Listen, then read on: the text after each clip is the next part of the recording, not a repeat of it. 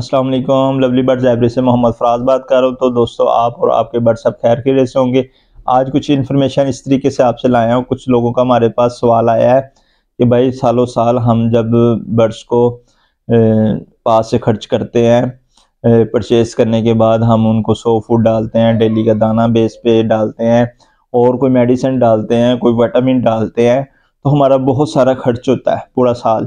اور سال بعد جب ہمارے پاس رزلٹ آتا ہے، وہ اس ٹائم تو بہت اچھا لگتا ہے، بہت زبردست۔ کچھ لوگوں کی خواہش ہوتی ہے کہ یار میں بیچ کے کوئی چیز بنا لوں۔ کچھ لوگ اس کو یاشی میں گزار دیتے ہیں، خرچے کھلے کر دیتے ہیں، اور کچھ لوگ جو سمجھدار ہوتے ہیں وہ ہاف رکھ لیتے ہیں، ہاف خرچ کرتے ہیں، اور کچھ لوگ ایسے کرتے ہیں کہ آدھے برڈز بیچ دیے، آدھے بیچ کے دوسری کوئی میٹیشن ڈال لی، کام میں اضافہ کرتے ہیں۔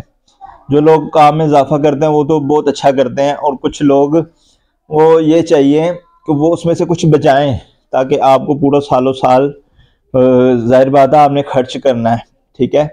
اب یہ لوگ سوال تو کرتے ہیں، لیکن اس کو کس طریقے سے لے کے چلنا ہے وہ مینیج نہیں کرتے، بعد میں وہ پچھتاتے ہیں۔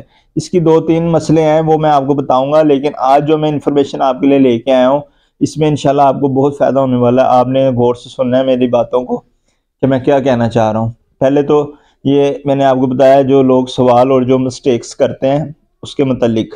اب میں آپ کو بتاتا ہوں کہ اس کو کیسے لے کے چلنا ہے۔ سب سے پہلے تو یہ ہے کہ آپ کو میں مدعے پہ آتا ہوں سیدھا کہ آپ نے کیا کرنا ہے، آپ نے پورا سال کیسے مینیج کرنا ہے اپنے برڈس کو۔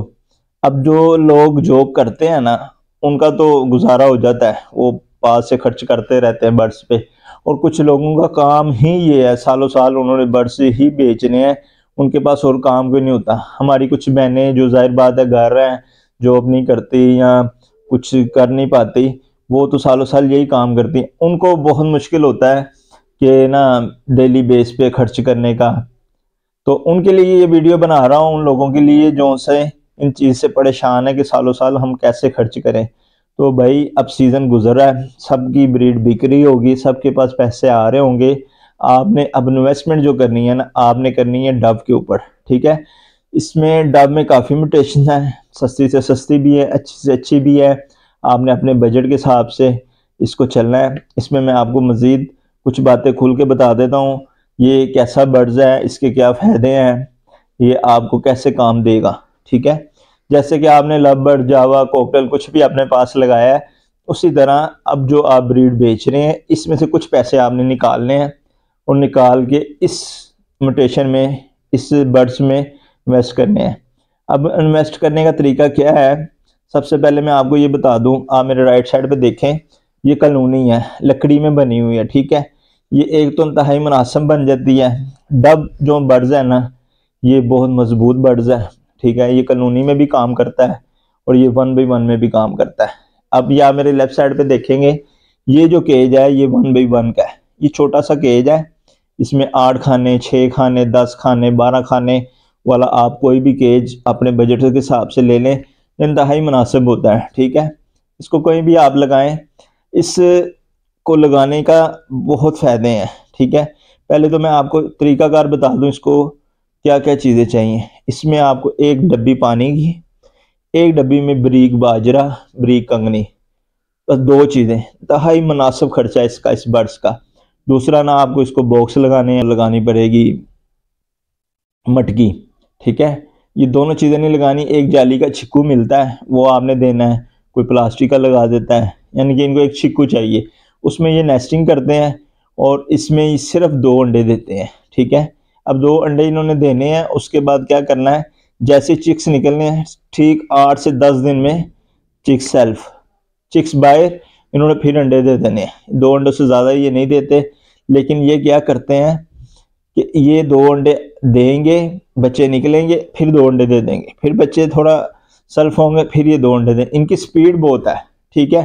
اور اس کو لگانے کے لیے آپ کو کیوں بتا رہا ہوں کہ جیسے یہ برڈس مضبوط ہے، یہ گرمی میں جتنی شدت کی گرمی ہوگی اتنا ہی اچھی بریڈ کرے گا، ٹھیک ہے۔ یہ گرمی والا برڈز ہے، اس کا کیا فائدہ ہوگا، آپ نے چکس اٹھانے ہیں جا کے بیچ دینے ہیں، چکس اٹھانے ہیں جا کے بیچ دینے ہیں، آپ کا پورا سال کچن بھی چلے گا، آپ کا جیب خرچ بھی چلے گا، اور جو اس کے پیچھے آپ نے اپنا سیٹ اپ لگایا ہوا تھا جاوا کا، لو برڈز کا، کوکٹل کا، یہ آپ اس میں سے جو کمائیں گے آپ اس کے اوپر بھی خرچ کر سکیں گے، نہ آپ کو دانا پانی کی کوئی ٹینشن ہوگی، ٹھیک ہے، آپ پورا سال آپ اس برڈ سے لے کے چلیں گے۔ سب سے پہلی بات کہ یہ 4 مہینوں میں سیلف ہو جاتا ہے، پھر آپ اسے بریڈ لے سکتے ہیں، بریڈ میں اس کی سپیڈ بہت زیادہ ہے، پھر اس کا خرچہ انتہائی کم ہے، بہت کم ہے، صرف اس نے کنگنی بریک والی بریک باجرا 2 چیزیں ڈالیں، تیسری ڈالنے کی ضرورت نہیں ہے۔ 10 دن بعد آپ نے لسن ڈالنا ہے، وہ ڈالیں، لسن ان کے لیے ٹھیک ہے۔ ایک تو ان کی دیکھ بھال کوئی نہیں، بیمار بہت کم ہوتے ہیں اور طاقتور پرندہ ہے، ٹھیک ہے۔ یہ اس کی بھی میں آپ کو بتاتا ہوں، پائٹ ڈو، سلور ڈو، اور اس میں بہت ساری میوٹیشن ہے۔ اس کی میں پرائز آپ سے تھوڑی سی شیئر کر دیتا ہوں۔ یہ 1000 روپے کا، 2000 کا، 2500 کا جوڑا ملے گا آپ کو، ٹھیک ہے۔